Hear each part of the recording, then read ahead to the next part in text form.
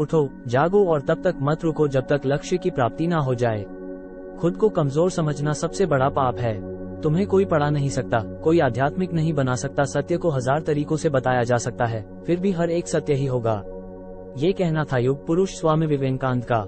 ध्यान से सुनना दोस्तों, आज हम कर्म के बारे में बात करने वाले हैं। स्वामी विवेकानंद के द्वारा दिए गए व्याख्यान ही खुद स्वामी विवेकानंद के द्वारा कर्म के रहस्य को विस्तार में बताया है। कर्म और उसका रहस्य स्वामी विवेकानंद द्वारा 4 जनवरी 1900 को लॉस एंजल्स, कैलिफोर्निया में दिया गया व्याख्यान, जो उनके शब्दों में वर्णित है। कर्म और उसका रहस्य। जीवन में मैंने जो कई महान सबक सीखे हैं, उनमें से एक ये है कि काम के अंत पर उतना ही ध्यान देना चाहिए जितना कि साधनों पर। ये पाठ मैंने एक महान व्यक्ति से सीखा और उनका स्वयं का जीवन इस महान सिद्धांत का प्रत्यक्ष उदाहरण था। मैं हमेशा उस एक सिद्धांत से बहुत कुछ सीखता हूँ। मेरा मानना है कि सफलता का पूरा रहस्य उपाय की तरह ही उपाय पर भी उतना ही ध्यान देने में है। ऐसा लगता है ये हमारे मानसिक क्षितिज पर इतना व्यापक रूप से छाया हुआ है कि हम विवरण पूरी तरह से भूल जाते हैं। लेकिन जब विफलताएं होती हैं, यदि हम उनका बारीकी से विश्लेषण करें तो 199 मामलों में हम पाएंगे कि उपकरणों के प्रति हमारी उपेक्षा ही इसका कारण थी। हमें उपकरणों की पूर्णता और मजबूती पर उचित ध्यान देने की आवश्यकता है। यदि उपकरण सही है तो उपलब्धि अवश्य प्राप्त होनी चाहिए। हम ये भूल जाते हैं कि कारण ही कार्य का परिणाम लाता है। कार्रवाई का परिणाम स्वचालित रूप से नहीं होता और यह अधिनियम किसी निश्चित, उचित एवं मजबूत कारण के बिना प्रभावी नहीं हो सकता। एक बार जब आदर्श निर्धारित हो जाता है और उसकी प्राप्ति के साधन निर्धारित हो, जीवन में हमारा सबसे बड़ा दोष ये है कि हम आदर्श की ओर इतने आकर्षित होते हैं। लक्ष्य हमारे लिए इतना आकर्षक और उसमें हमें अपना पूरा दिमाग लगाना होगा। साथ ही कोई लगाव भी नहीं होना चाहिए, अर्थात हमें किसी अन्य चीज से कर्म से दूर नहीं जाना चाहिए। हालांकि जब हमारा मन हो तो हमें उस कर्म को छोड़ने में भी सक्षम होना चाहिए। यदि हम अपने जीवन का निरीक्षण करें तो पाएंगे कि दुख का सबसे बड़ा कारण यही है। हम कोई भी काम हाथ में लेते हैं और अपनी सारी ऊर्जा उसी पर केंद्रित कर देते हैं। हो सकता है कि हम उसमें असफल हो जाएं, लेकिन फिर भी हम हार नहीं मान सकते। से केवल दर्द ही बढ़ेगा, फिर भी हम खुद को इससे दूर नहीं कर सकते।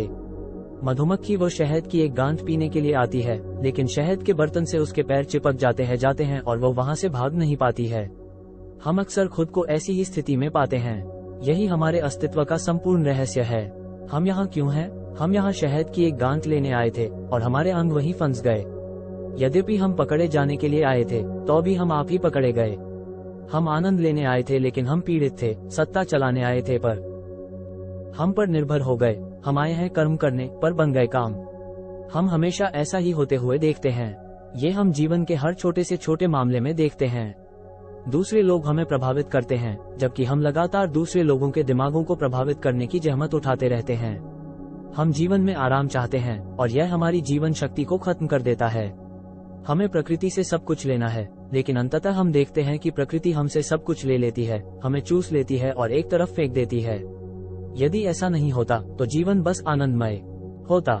जीवन की तमाम असफलताओं और उपलब्धियों के बावजूद, जीवन के तमाम सुख दुख के बावजूद, अगर हम इससे नहीं जुड़ेंगे तो जीवन आनंदमय रहेगा। दुख का एक कारण यह है कि हम प्यार में पड़ जाते हैं। इसीलिए गीता कहती है, लगातार काम करो, लेकिन आसक्त मत हो, इसमें मत पड़ो। अपने अंदर उस सबसे प्रिय वस्तु से भी अलग होने की शक्ति जगाओ जिसके लिए आत्मा तरसती है। इससे कोई फर्क नहीं पड़ता कि जब आपको किसी चीज को छोड़ना पड़ता है तो कितना दर्द होता है, लेकिन जब आप चाहें तो उसे जाने देने की ताकत विकसित करें। कमजोर लोगों के लिए इस जीवन में या अगले जीवन में कोई जगह नहीं है। कमजोरी गुलामी की ओर ले जाती है। कमजोरी सभी प्रकार के मानसिक और शारीरिक कष्ट लाती है। कमजोरी मृत्यु है। हमारे चारों तरफ अनगिनत रोगाणु हैं, लेकिन वे हमें तब तक कोई नुकसान नहीं पहुंचा सकते जब तक कि हम कमजोर न हो जाएं और शरीर उनका सामना करने के लिए तैयार और अनुकूलित न हो जाए। दोहक के असंख्य कीटाणु हमारे चारों ओर उड़ सकते हैं, कोई खराबी नहीं। जब तक मन कमजोर नहीं होगा, वे हमारे पास आने की हिम्मत नहीं करेंगे, उनमें हमें पकड़ने की ताकत नहीं होगी। यह एक महान सत्य है। शक्ति ही जीवन है, कमजोरी ही मृत्यु है। ये शक्ति आनंदमय, नित्य और अमर है। कमजोरी निरंतर बोझ और पीड़ा है, मृत्यु है। आसक्ति हमारे सभी वर्तमान सुखों का स्रोत है। हम अपने दोस्तों, अपने रिश्तेदारों से जुड़े हुए हैं। हम अपनी बौद्धिक और आध्यात्मिक गतिविधियों से जुड़े हुए हैं। हम बाहरी वस्तुओं से जुड़े हुए हैं और इसलिए हम इसका आनंद लेते हैं। और इस आसक्ति के बिना और क्या है जो दुख का कारण बनता है? खुशी पाने के लिए हमें अनासक्त बनने की जरूरत है। यदि हमारे पास